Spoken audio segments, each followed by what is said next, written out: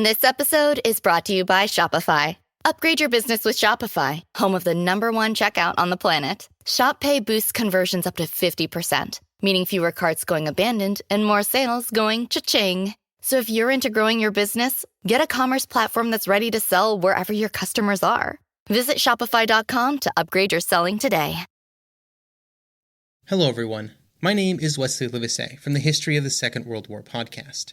Join me on a journey through the most destructive conflict in human history, a journey that will take us not just through the famous campaigns and cataclysmic battles, but also to the lesser well-known corners of the war that touched millions all over the world, as we try and answer not just the questions of what and where, but how and why. You can find History of the Second World War on all major podcast platforms or at historyofthesecondworldwar.com.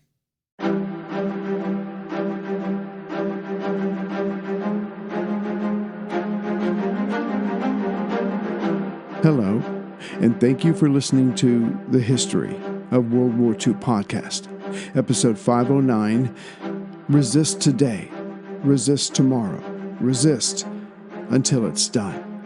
Of all the inherent traits in humans, formed over thousands of years, one of the hardest to destroy is the sense of fairness, or more directly, justice. When this is impugned, other traits in that same human can arise, even if they are previously lacking, like courage, determination, and most of all, a sense of purpose. After all, a book with no purpose is hard to read, as is listening to a story that just meanders. No, when someone is oppressed or sees others suffering through no fault of their own, something rises in the throat. The first reaction is to let that out, to say something. But if that fails, well, then it's time to act. The following stories are only samples of the numerous heroes, in their own way, often not thinking of themselves as such, that sought to bring down the very power stripping them and others of dignity, of loved ones, or even life itself. As the man once said, even a cornered mouse will fight back. What these rebels will bring to the cause, besides a desire to see justice done, is a varied set of skills, as they come from many walks of life: teachers, farmers, workers, and students. And in their diversity and desire, their courage will come. Many will not live to see their neighborhoods or countries freed, but their collective acts will undermine the various regimes and remind the people that there had been a time of liberty, in whatever form, and may return, provided the people stood up against the cloak of tyranny currently smothering them. When Adolf Hitler first came to power on January 30th, 1933, he did so legally. The year before, in 1932, there had been several presidential elections. In the first two, former General Paul von Hindenburg had won, now serving a second 7-year term. Hitler had come in second. Yet Germany was hardly stable after this, politically. There would be other elections, and Hindenburg would appoint several different men to be chancellor, yet chaos reigned. As 1932 came to a close, several politicians who had Hindenburg's ear advised him to appoint Hitler to be the chancellor. Yes, he had the second largest political party, the old chancellor was told, but Hitler could and would be controlled, they said. Thus Hindenburg appointed the irascible Austrian chancellor on January 30th, 1933.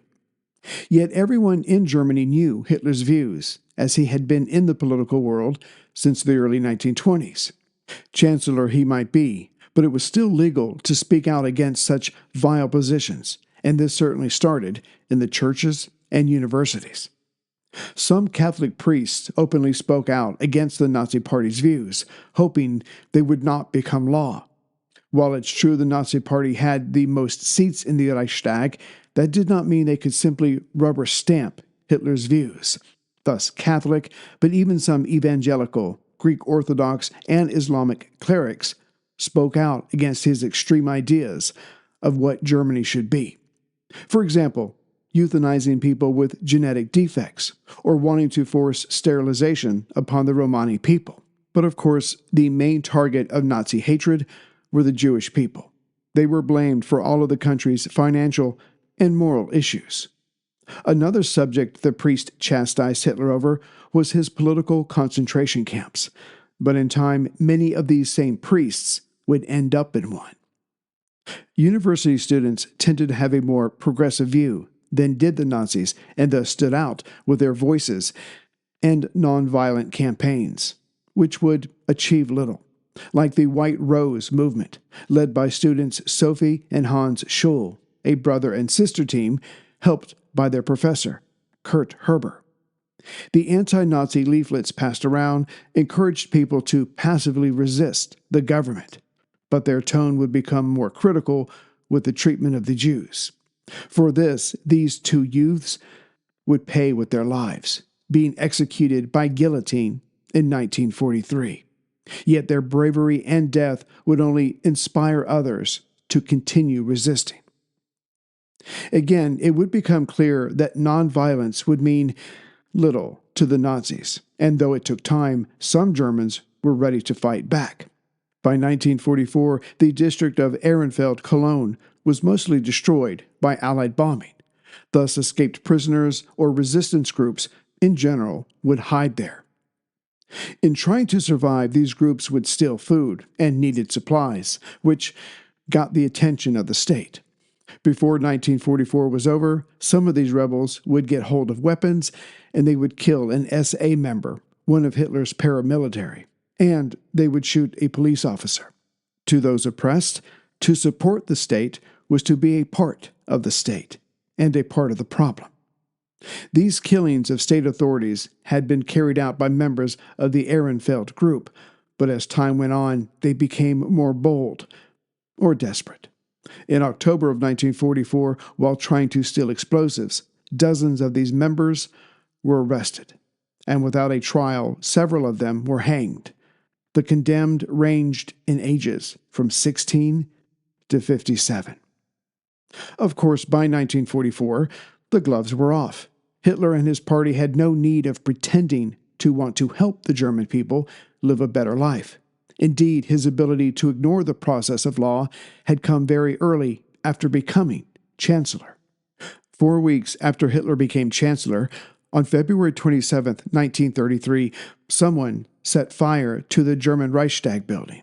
The details of who and why may never truly be confirmed, but Hitler used this to convince the tottering Hindenburg to suspend civil liberties. The first victims of this were the communist Reichstag delegates, who clearly would not have benefited from starting the fire. Now lost were the people's freedom of expression, freedom of the press, the right to free association and public assembly, and the secrecy of the post and telephone. Just as Hitler had become Chancellor legally, this too was by the book. Yet it allowed him to run the state as he saw fit. That he broke the law later would not matter. He was the state. He was the law. Before Hitler came to power, his brown shirts, the SA, battled in the streets against the communists, who obviously would continue to oppose the Nazis after Hitler took charge. But in an ironic twist, though the Nazi Party used the Reichstag fire to pursue the communists, they had to do an about-face once Germany and Soviet Russia signed their non-aggression pact. Berlin now had to back off persecuting German communists. But the oppression would return once Operation Barbarossa got underway. Sadly, after the fire, the Communist and Social Democrats would be banned, but their political differences would not allow them to work together. What they failed to realize was, sometimes, the enemy of my enemy is my friend. Welcome to Nada Yada Island. Next on Metro's Nada Yada Island podcast. I almost fainted when the 4 new bombshells arrived. 4 free Samsung Galaxy A16 5G phones at Metro. No way. And finding out the 4th line is free? Oh, things got heated. That's wild. Join Metro and get 4 free Samsung 5G phones. Only at Metro. Plus tax. Bring 4 numbers and an ID and sign up for any Metro Flex plan. Not available currently at T-Mobile or have been with Metro in the past 180 days. Then there was the original fascist, Benito Mussolini, having come to power in 1922. His rise to power was less legal, certainly less democratic. In late October 1922, with some 30,000 fellow fascists in Rome demanding the resignation of the current prime minister, King Victor Emmanuel III would not allow the state to declare martial law, which tied the prime minister's hands. Mussolini was asked to form a new government. His government's ability to make Il Duce a law unto himself was less legal and more meandering than Hitler's, but soon the man had become the dictator. Not sharing his desire to remake Italy in the image of the Roman Empire, the people resisted turning their lovely country into a warlike state. But here, the various resistance forces would cause Mussolini headaches almost from day one. Fueling this was simply a lack of fear of the great man, and these brave men and women left no stone unturned in being wrenches in the state's war machine. It would take Mussolini 4 years to consolidate power unto himself, but the more power he acquired, the more the people resented him. And here, unlike Germany, the various groups normally fighting each other had no trouble coming together to resist, and it would end with Il Duce being almost torn apart by his fellow Italians. The rebels started even before Italy entered World War II. During the Spanish Civil War, with Rome sending troops to help General Franco, other Italians would also travel to Spain to fight Franco's nationalists, including their fellow Italians, who they saw as being on the wrong side. It might be easier, actually, to list what the various Italian resistance groups did not do in thwarting Mussolini's will, but their activities covered the lot from A to Z. First, working in localized cells, they built their teams on trust, secrecy, and excelled at encrypted communication. So even if one cell was compromised, the rest were relatively safe. And these cells would focus on disrupting the state's activities by damaging railways, factories, and communication lines. Bridges and supply lines would also be their target. And as Mussolini, like Hitler, spoke of their troops being supermen, the rebels wrecking their plans and even movements reminded the people those military uniforms were made of whole cloth, much like the fascists' proclamations. Or put in a more crude way, if it can bleed, it can be killed. And though this was 80 years ago, the rebels had their own form of social media, and their posts, as it were, countered what Rome was saying. The Italian fascist state was attacked literally, as was its ideas that supported it. And though not all these rebels were fighters, there were enough of them that volunteered to be the tip of the spear. These young men and women trained with weapons and learned other skills, and not being a proper military, they relied on guerrilla tactics. There was no direct large attacks, but stinging like a bee on the edges, draining the state of its time and resources. As for those that did not pick up a gun, their actions were just as powerful, as they were able to hit the state where it mattered the most, the economy. Strikes of all kinds were organized and encouraged. At first, it was only openly fascist-owned businesses that were hit. But as Mussolini's power grew over the country, so did the scope of work stoppages, or in today's parlance, something even more intense than quiet quitting. In time, the rebels were able to create and defend liberated zones within Italy, places where the regime's troops had no desire to enter for fear of their own lives, which demonstrates they're winning a psychological war as well. And if an area could be liberated, why not the whole state? It would be the rebels that helped bring down Il Duce. Italian partisans captured Mussolini as he tried to flee to Switzerland, and he was executed on April 28, 1945, and his body was publicly displayed. I will leave the details of that up to your research. Suffice it to say, It was a most inglorious end. And then, of course, there's the French Maquis, French and Belgian resistance fighters during the war. Ironically, the Maquis started out in opposing the French Vichy government that worked with the Nazis after much of France was occupied. These young men went into hiding so they could not be conscripted into Vichy's compulsory work service. As time went on, they became more organized and more militant. Of course, the term Maquis is an umbrella term under which many organizations, some big, some small, that worked together or not to resist Vichy policies and German occupation.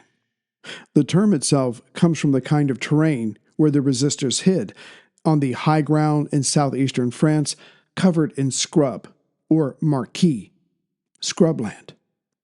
Their activities can be broken down into pre- and post-landings of D-Day.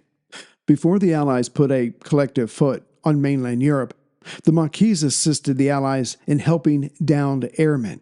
They also helped Jews who were on the run. And one aspect the Maquis came to rely on was the sympathies of the locals, be it food and shelter or simply their silence. In the movies, Maquis members are normally wearing Basque berets, which had some truth to it. They did not wear uniforms, of course, they wanted to blend in, but many started wearing the beret as it was common enough, but still stood out to let fellow members know who they were. The largest battle of the Maquis against the Germans was just before D-Day, which was on June 6, 1944. British and French personnel worked together on the idea of bringing several Maquis groups together to get the Germans' attention at a point just below the center of France. Fighting there would mean that the occupying forces in southern France would be unable to resist the Allied landings. On April 15, 1944, it was decided that these groups would meet at Montmouchet, again just south of central France. They would be supplied by Allied airdrops. And resistance fighters got the word and started making their way to Montmouchet area. But instead of gathering all at that one place, there would be 3 groupings in that area. Again, the idea being to delay additional German troops from heading north. Soon there were some 2,700 men at Montmouchet, 1,500 at Chaude-Aguerre, and 5,000 at Saint-Genest. Although these men had mostly carbines with them, they did have a few machine guns, and some had bazookas. On June 2nd, just days away from D-Day, a German battalion from Mende was heading north. They soon came close enough to Montmouchet to be fired upon. The German battalion settled in for a fight when they were hit in their flank from another group of Maquis. The Germans were forced to pull back. They returned the next day, now reinforced, and soon all 3 Maquis positions were attacked. Yet the defenders, having the high ground, certainly at Montmouchet, held them back.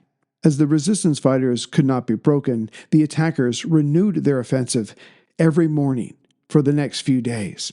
By June 10th, while the Allies had gained a foothold, there were now some 5,000 Germans attacking these locations with light mortars, machine guns mounted on trailers, and anti-aircraft cannon. As there were moves and counter-moves on June 10th, several German vehicles were destroyed and a few prisoners were taken. But on June 11th, the German attack was intensified with proper artillery and airstrikes. Meanwhile, the Maquis began to run out of ammunition. Their numbers began to be whittled down. That night, the Maquis survivors withdrew, going in different directions to confuse the enemy, though some would meet up again to keep pinning the Germans down. When the sun rose that morning, the Maquis were mostly gone. The enemy then burned down the 3 nearby villages, executing 60 civilians thought to have assisted them, and another 120 were shipped off to concentration camps. Obviously, these extra German troops fighting here would not have been enough on their own to turn the tide at Normandy, But as this was the largest amphibious landing in history, the Allied leaders were taking no chances. They wanted all the help they could get, and they got it from the Maquis. Many Maquis died around this time, but to remember them, plaques were set up and a monument would be erected. In exchange, their country was liberated. An eternal flame burns next to the sculpture dedicated to the memory of the unknown Maquis. When taking on an oppressive government, there are several ways of declaring victory besides direct confrontation, and one of those is denying the powers that be one of their goals. Which brings us to the Polish social worker Irina Sendler. Her father had been a doctor who treated poor people and Jews for free, and that empathy would be passed on to his daughter. She was in and out of college from 1932 to 1937, and she opposed the ghetto benches system, in where Jews had to sit separate from everyone else while at university. Yet her desire to get a job was sabotaged by her membership in the Polish Socialist Party. By the mid-1930s, though, she was working in the city of Warsaw's Department of Social Welfare and Public Health. When the Germans invaded Poland on September 1st, 1939, she watched as Jews were no longer allowed to work in her department. The best she could do, which was all she could do, was to create false papers for Jewish families so they could receive aid from the state. When the Germans sealed off the Warsaw Ghetto in November 1940, Sendler was allowed to go in to inspect the occupants as the Germans feared an outbreak of typhus.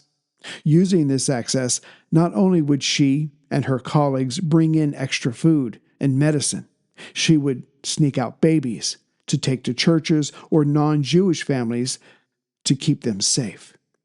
And when the occupiers decided to start liquidating the ghetto in July of 1942, Sendler stepped up her efforts, starting with the orphan children. Per a 1975 statement of her welfare department co-workers, Irina was the most active in their efforts.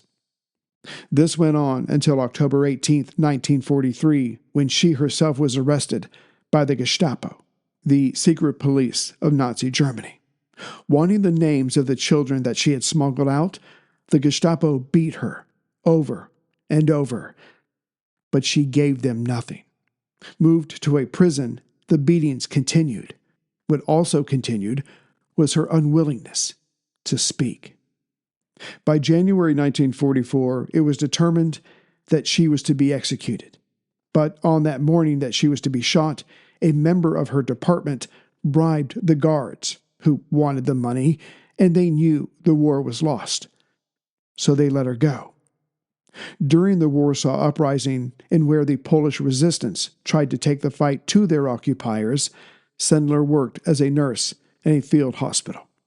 One day, while searching for food, she was shot and wounded by a retreating German soldier.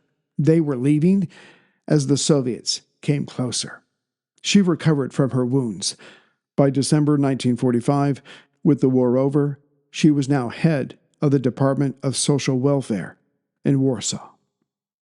Irina Sendler would continue working for the betterment of the disadvantaged. She lived out the rest of her life in Warsaw, dying on May 12, 2008, aged 98. It was people like Sendler that gave Jewish people many more future generations than they would have had she not thought of others before herself. Whereas the Bielski partisans in Belarus would find themselves at odds with the Soviets, then the Germans, and then the Soviets again. Before the war, the Bielski family were millers and grocers in modern-day Novogrudok, about 70 miles or 112 kilometers west-southwest of Minsk, Belarus. But in September 1939, this area was occupied by Soviet troops, per the Molotov-Ribbentrop Pact. During this time, some of the Bielski family worked for the Soviets, thus relations with neighbors were strained. But then came Operation Barbarossa. A Jewish ghetto was set up by the Germans who had plans for the area's Jews. But the lives of the four Bielski brothers altered course when their parents and extended family were killed in the ghetto on December 8, 1941. Putting aside the tragedy, they fled to the forest and would become the nucleus of an isolated community that would reach just over 1,200 people, of which most were non-combatants. As that was the case, they focused on survival over revenge. As Tuvia, the oldest brother, would say, "I would rather save one old Jewish woman than kill 10 German soldiers." And this philosophy served them well. Not that they did not serve the Soviet partisans behind the battle lines. Their contributions would mostly be in support roles, not that there weren't moments of violence. When a Bielski partisan took out a target, it was normally someone local who had killed or betrayed Jews in the area, like a local policeman or a nearby villager. But when 2 Jewish girls disappeared and a group of 12 villagers were found to be responsible, thinking that there was safety in numbers, the Bielski partisans made all 12 of those men pay. Of course, thinking they were more clever, the Germans put out a reward for a Tuvia Belinsky, and then doubled it. But between fear and appreciation for services rendered, no one turned him in. So in August of 1943, the Germans conducted Operation Hermann, basically clearing out all the villages in the area. People, regardless of their status, were either killed or sent to work in a camp. The Bielski group split into 2 and went to smaller, previous camps deeper into the woods. During the summer of 1944, the Soviets retook Belarus, but that was not the end of trouble for the Bielski partisans. One of the brothers, Asel, the second youngest, was conscripted into the Soviet Red Army, and he would die near the end of the war. The 3 other brothers would head west and leave Soviet-controlled territory. Their story is told in books and in the film Defiance. To be sure, there were many other resistant movements, groups, and individuals, like Corrie ten Boom, a Dutch watchmaker who hid Jews in her home. In time, she would be arrested and sent to Ravensbrück concentration camp, but she would survive the Third Reich. Also, Dutch resistors made their mark during Operation Market Garden in September of 1944. As the Allies closed in, resistance members were their eyes and ears. They led German patrols on wild goose chases. They cut telephone lines, wrecked bridges, and hid wounded Allied soldiers. In the Philippines, resistance fighters like Ramon del Fierro Magsaysay Sr. would become a guerrilla fighter after the Americans were pushed out. He and others like him fed General MacArthur information up until his return, and they had spent years harassing Japanese occupiers. After the war, Magsaysay went into politics, ultimately becoming the Philippine president from 1953 to 1957. It has to be stressed that these eventual rebels and heroes were not extraordinary people, but common people, caught up in extraordinary times. And they reacted with courage and determination, despite the risk and an instinct for self-preservation. To be human is to be motivated, even driven by ideas, and a desire to live one's life free of control, which can cause a person to go beyond the everyday, beyond their potential, to become superhuman. And yet, when it's all over, they will mostly say, "I did what I had to do, nothing more."